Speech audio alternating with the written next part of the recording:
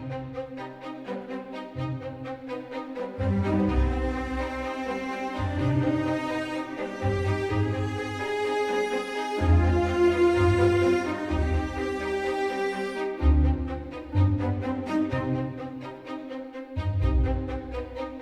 and welcome back to Storytime with Dan Booker. I appreciate you coming back.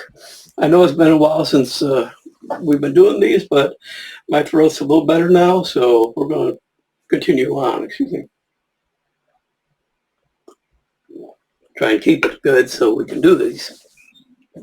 Now, we finished off Time Is last time, so not finish it off, but finish as many chapters as we're going to. And today we're going to go with Time Is, Time Was, book 2 in the series. And just to kind of fill you in so we don't get lost, at the end of Time Is, Don and Honey are engaged, yay, and they're going to go on an engagement trip. And they're going to Honey's favorite time period, which is the Middle Ages. And as the last sentence says, they open the portal, kiss each other, and then walk on out. And that's where this one starts. I do want to address something real quick. I do apologize. We're going to get that before we go here. I got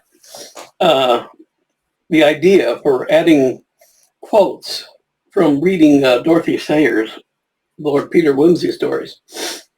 She does that all the time, and I kind of liked it, and actually found a few books that way.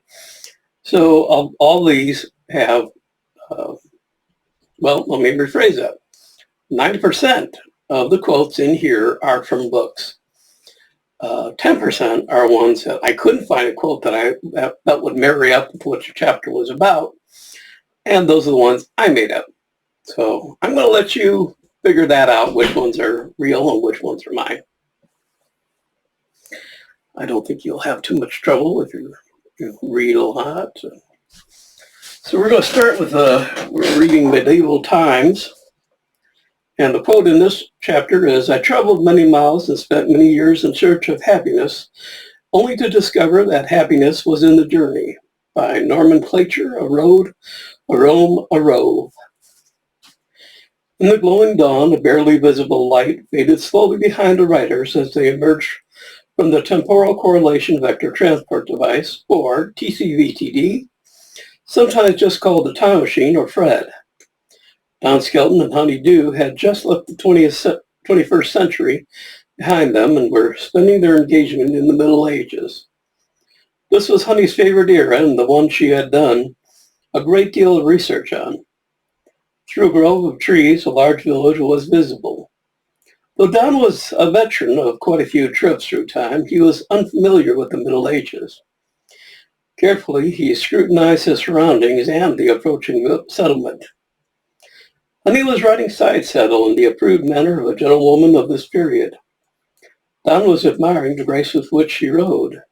He admired it so much that he did not see the branch approaching until it hit him in the head, knocking him backwards off his horse. His graceful bride went into a paroxysm of laughter, leaning onto her horse's neck to keep from falling off as well. Don remounted his horse and gathered what little dignity remained him, storing it under lock and key for better security. As they approached the village, a group of small children gathered around them, laughing and pointing at the funny man who falls off his horse. A dark-hued lady came out of the house, drying her hands, and admonished the children for laughing at people. Don raised his cap. My actions more than warranted their mirth. Honey bowed her head, smiling, still trying to hide the remnants of her own laughter. Can you tell me where we are? She asked. The lady looked sympathetically at the two lost travelers. Why, bless you, you're in the village of Ely on the Shire of Cambridge. She pointed down the street. Over yonder lies the cathedral. You can just see the spire above the trees. Don assisted Honey to dismount, and as he did so, thanked the woman for her information. I looked down the road, hoping to see a place to stay nearby. We're on a pilgrimage and would like to stay at the inn if there is one.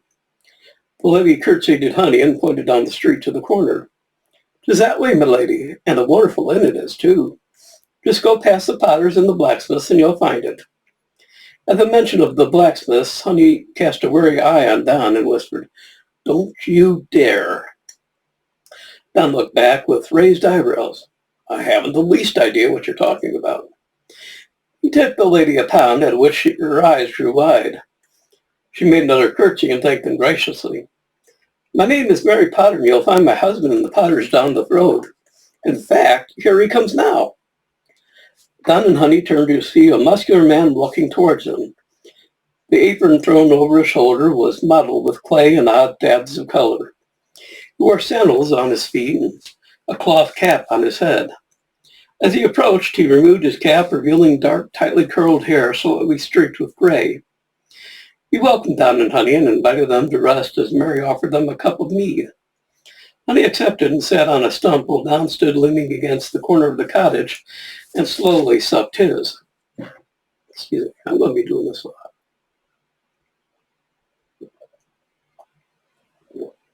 I'll be sponsored by that tea place. Don began the introductions. "This is Honey, and my name's Don." Don extended his hand to Mr. Potter, who shook hands with Don and bowed to Honey. "I'm Peter Potter, and this is Mary." Turning to his wife, he said, "The Potter is petered out, so I pondered upon the possibility of pattering home, perchance to prance a pirouette with my pretty partner." His wife smiled and gently told him to be quiet. He turned again to Don and Honey. "Are you staying long?" Don looked around. "We plan on being here a few days and then moving on."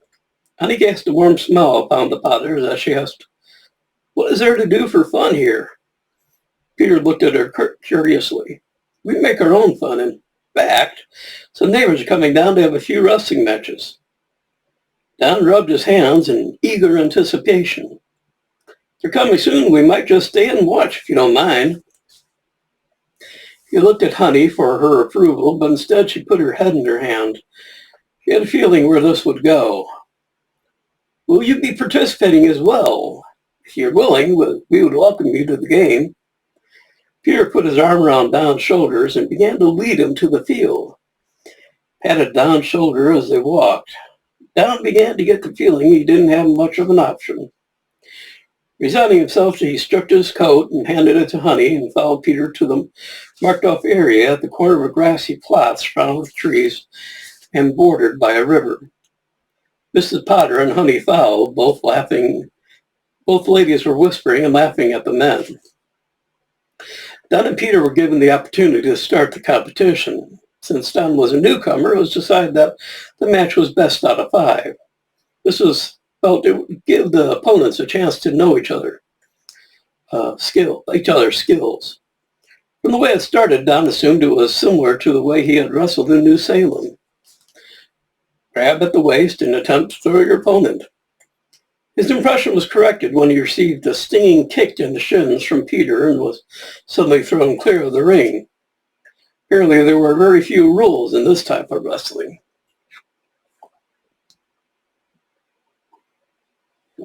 Excuse me. Don reset himself opposite Peter, who was smiling now at the ease in which he was going to win this match.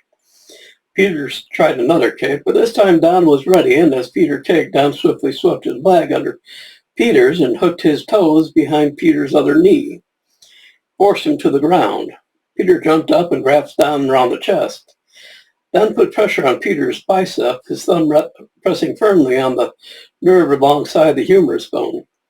This caused Peter to loosen his hold enough on one side for Don to swing a leg around behind Peter's legs and arching backwards. Peter fell heavily backwards onto the turf with Don landing softly on top of him. Peter got up slowly and looked on Don approvingly. "You're more skilled than I took you for. Let's try again." Peter again set himself by leaning forward and grabbing Don by the sides.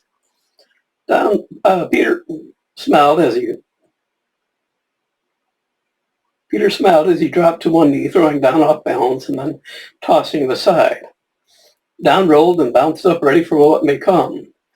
This time Peter came in a rush, which suited Don just fine. Don dropped to a prone position, suddenly and laid one leg in front of Peter's legs and swept the back of his legs at the knee rolling as he did so, flinging Peter down face first. Rebounding to their feet, they looked steadily at each other, mentally preparing for the next match. Peter came on slower this time. He and Don had paid a great deal of attention during the matches. Don steeled himself for a prolonged, slow match. Don and Peter respected each other's abilities, and both knew swift push and pull grappling wouldn't work here. They'd have to rely on strength and subtlety. They set themselves as they closed in to grapple, balancing between strength and stability. Both were looking for a way to weaken the other and get them off balance. Don and Peter were almost eye to eye, sweat on their brows, their muscles aching as they applied pressure and leverage to no avail. Those watching were now quiet, but growing impatient. Peter had not been beaten often, and while he wasn't beaten now, it looked like this could go on for quite a while. After 7 minutes, Don and Peter had not succeeded in gaining any headway. In the distance, the bell in the tower struck 10, and someone called time. The combatants released their grips, flexing and stretching as they tried to bring some feeling back to their arms. A couple of barrels of water, cool water, were a welcome sight, and they headed purposely towards them. At the first barrel, Don made for the ladle inside, but Peter got it first and dumped a load on Don's head. Don headed for the second barrel, and the water fight was soon in full force. Both men splashing each other and then grappling till they were rolling in the muddy ground and wrestling, pushing mounds of mud from side to side and laughing. Mary and Honey came up, shaking their heads in unison.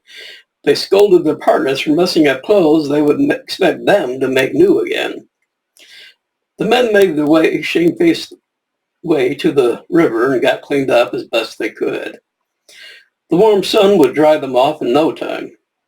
They went back to the lace, wishing slightly to watch the rest of the matches. The wives were still laughing when they approached. Honey and I are going to send you both to London. Peter looked at his wife in surprise. Why? What's in London? They looked at each other with conspiratorial smiles, then spoke together. The king, he's got to need some big-time fools like you two. Stretching out beside the ladies on the close-cropped turf, they watched the rest of the matches. Don was interested in how opponents sized each other up. These men had all wrestled before, so they knew each other's strengths, weaknesses, and habits. These were one-shot matches, but they went on for a long time. Don and Peter made bets on the matches of a shilling each time. Peter won 6 shillings to Don's 4. When matches were completed, Honey thought they'd better get to the end before it got dark. They took leave of their new friends with Peter and Don, making plans to meet up later in the week. Remounting their horses, they rode slowly towards the inn. As they proceeded down the road, they were taking in the various shops and watching the people milling around. Ely, being a major town, looked like a perfect place to spend their engagement. As they passed the blacksmith, Don lowered his head to the horse's neck to catch a glimpse inside. Then he kicked him in the leg with a firm no. She knew all too well his affection for blacksmith shops and his enthusiasm in working with one. She pulled up suddenly, though, and she noticed some jewelry through the open doorway. Don looked at Honey in surprise, thinking she had changed her mind on his behalf. Ever since he had learned about blacksmithing for a previous time trip, he had not only become very skilled, but had developed a deep affection for the art. And Honey knew how deep his love was. What a kind and thoughtful, wonderful woman I would align my fortunes with, he thought. He dismounted and then assisted her to dismount. They tied their horses outside the shop, entered to the sound of hammers on iron and steel. Another drink.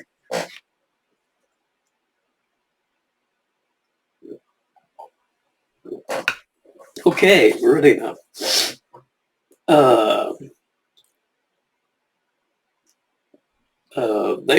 They tied their horses outside the shop, entered to the sound of hammer on iron and steel. This was music to Don's ears.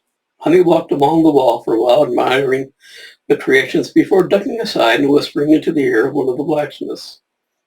A few coins passed, and Honey was led to a table and given a few yards of strand iron, so jewels, tools, and gloves. Within moments, she was hard at work fashioning a brooch. Don turned to make a remark to Honey about a skill that he was looking at and was surprised that Honey wasn't there. A glance over the shop showed him his future bride working diligently at a corner table by the window. Her hair was wound up behind her, and her face was a mask of concentration. Her eyes glowed with fire, and her tongue stuck out the side of her mouth. Don walked over to the other side of the table and, placing his arm on the quickly sat opposite her to wait. Blocking the light slightly with his body, a shadow was cast over Honey's work. She looked up startled and caught Don's eyes. His eyebrow was raised in humorous recognition of one of his wife's passions that matched his own. Her gaze lowered as their eyes met. I couldn't resist the opportunity to make something here. You don't know how I have dreamed of making jewelry from this period. Now I can do it while I'm here. Okay. Don sat back on his stool and nodded. His leaning back on the stool, resting comfortably against the wall, was taken as a signal for her to proceed. She bounced happily in her seat and recommenced her artistry. Don watched enthralled as she molded a brooch in stained glass fashion, using the jewels as glass. By the time she was finished, she had produced a brooch flower of unsurpassed splendor. She showed it to the lead smith, who was suitably impressed. He asked him to wait while he wrote a letter of introduction for Honey to be entered into the guild. When he turned, he presented the letter respectfully to Honey and shook Don's hand, wishing them luck. Back onto their horses and off to the inn they rode without further interruption. At the end of the Horn and Hoof, they dismounted and gave their horses to the stable lad, paying him well to ensure their horses were carefully looked after. The stable lad looked with pride at the horses' addition to his stable. In the inn, a stout, red-faced gentleman came round the bar, beaming on them. Good day to you both. How may we be of service? Honey was so excited the words burst from her lips before he finished talking. Mary Potter recommended your inn. I wonder if we could possibly be put up for a few days to a week. Tom fervently hoped there wasn't a big to-do going to happen anytime soon, as he planned on spending their engagement sightseeing and enjoying Honey's company. The proprietor offered them a room overlooking the street for 4 shillings. Don offered £10 on condition that they get good food and wine during their stay. The proprietor bowed to the ground and led them to their chambers. The chamber was comfortable and spacious. Must be the bridal suite, Don commented. He smiled as he watched Honey strip down and lay on the bed in garments not medieval. Note: I have been strongly informed by both Don and Honey that this is as far as I am allowed to take this portion. As a raconteur, I am obliged to acquiesce with their request. Also, it is because Don is holding a bloody big vase over my head. Later they rose from their slumbers, refreshed to continue their explorations. Note: slumbers my Aunt Fanny. Ow! Base 1, Raconteur 0. Going out from the inn, I decided to visit the cathedral. I'm sorry, I have to keep interrupting this.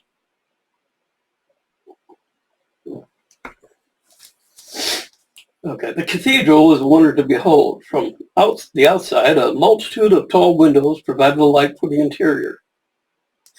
The main structure was capped with cone spires all down the sides, and from the center tower looms over the entrance. And the center tower looms over the entranceway. On the front are arches recessed into the wall. I assumed there would be sculptures within them, but on looking closer realized they were too narrow. This imposing edifice was truly built to the glory of God. They quietly entered from the main entrance through giant doors, almost tiptoeing down the main aisle. The aisle, or nave, from the entrance to the high altar was long and wide, with arches along both sides.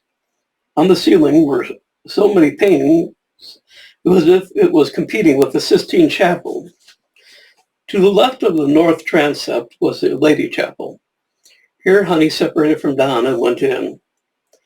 Don went up onto the pulpit and looked out over an imaginary congregation. He could picture the choir seated under red cushions on wooden benches, candles lit behind them, illuminating their choir books.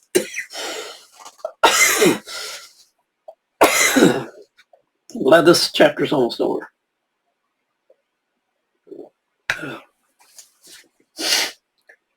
Looking up, he saw someone coming down the aisle and quickly removed himself from the pulpit.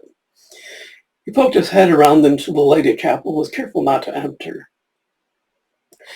The Lady Chapel was simply an offshoot of the main chapel.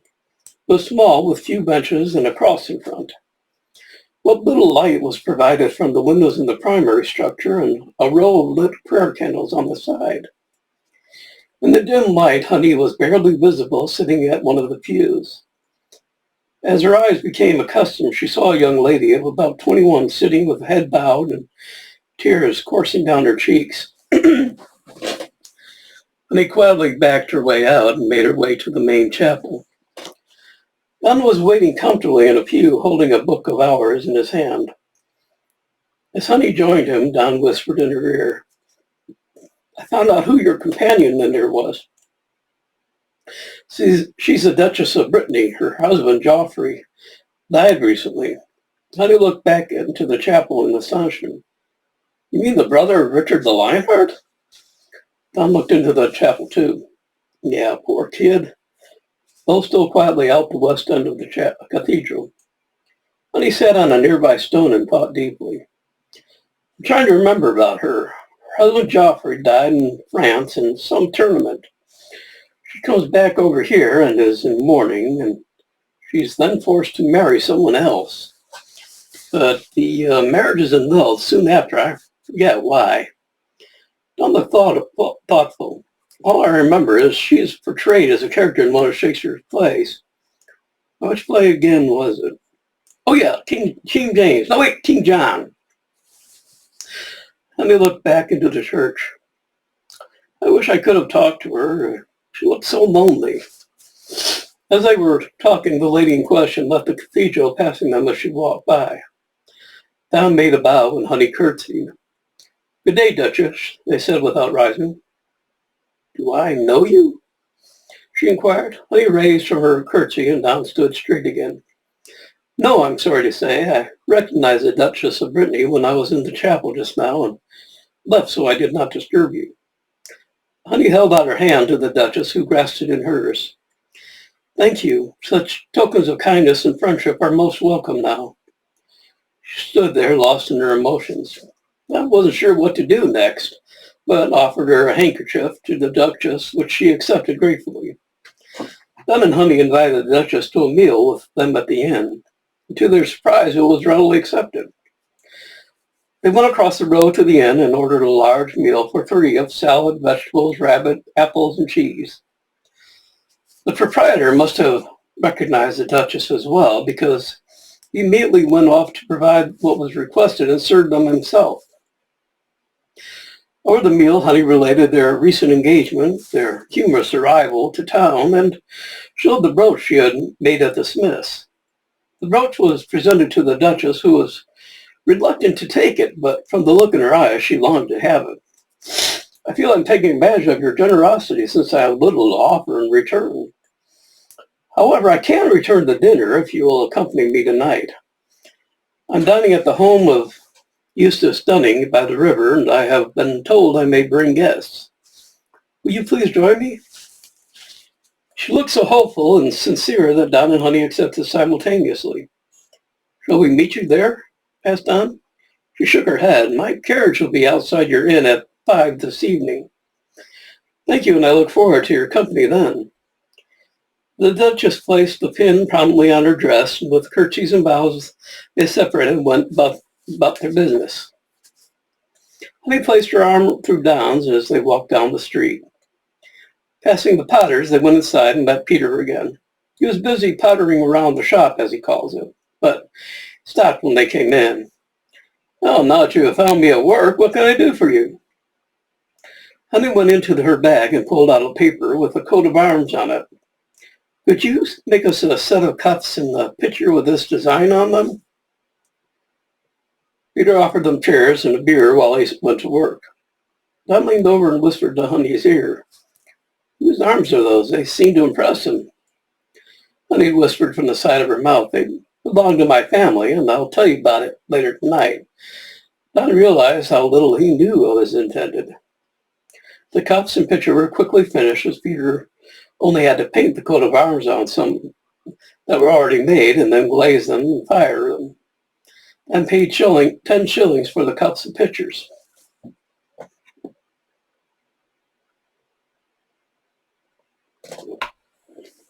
That's good tea. On the way back to the inn, he asked again about the coat of arms, a question which Honey skillfully evaded. Side note, being on the outside, so to speak, I have seen the coat of arms in question. They're from the Ow! No, disregard. Honey does not want me to tell, as she so forcefully informed me just now. The life of a raconteur is hard. Don has insisted on taking over, so I pass on to him and retire stage left. Thank you and good night. We stepped at the inn and put the pitcher and glasses away and then had them saddle the horses for a short ride. Riding slowly towards the outskirts of town, we came to a large open grassy area. Glancing over her shoulder, Honey lowered her body and dug her heels into the horse. With a leap, he took off, and my horse took the hint and surprised me with a longer jump, then broke into a swift gallop. We stayed neck and neck as the horses ate up the turf. I have no way of judging how fast we were going, but we reached the end of the field swiftly. Honey slowed to a walk, but my horse decided to jump the river. As the horse leapt, I was bounced out of the saddle and landed hip deep in the water. Collecting my horse, who I suspect was laughing at me, I led him to the other side of the river for a drink. We allowed the horses to graze for a bit and lay down on the cool grass to rest too. I was starting to doze, and Honey was softly snoring when my horse started nuzzling my cheek. Apparently he was ready to go. Riding the horses back into town and knowing we had an appointment for later this evening, we decided it might be a good idea to get some more suitable clothes. Passing a tailor shop, we entered and purchased clothing that was sold ready-made. I half expected we would have to wait for them to tailor it, but I was able to wear it right away. Honey was transformed into a one-piece dress of fine linen with a bodice of forest green and gold lace. Her velvet shoes matched the bodice, and she wore a shimmering veil over her hair. It was both simple and elegant.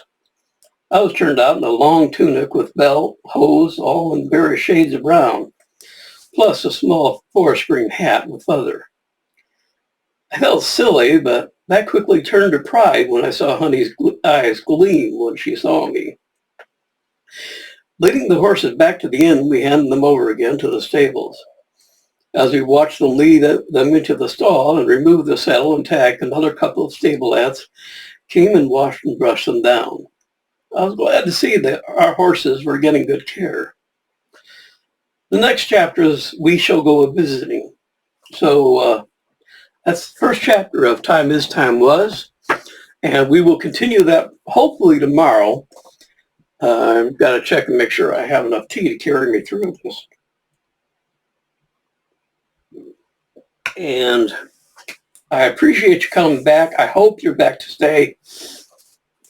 I apologize for my voice and having to, keep stopping and starting, but hopefully eventually that'll clear up and I'll be able to do these with a lot more felicity.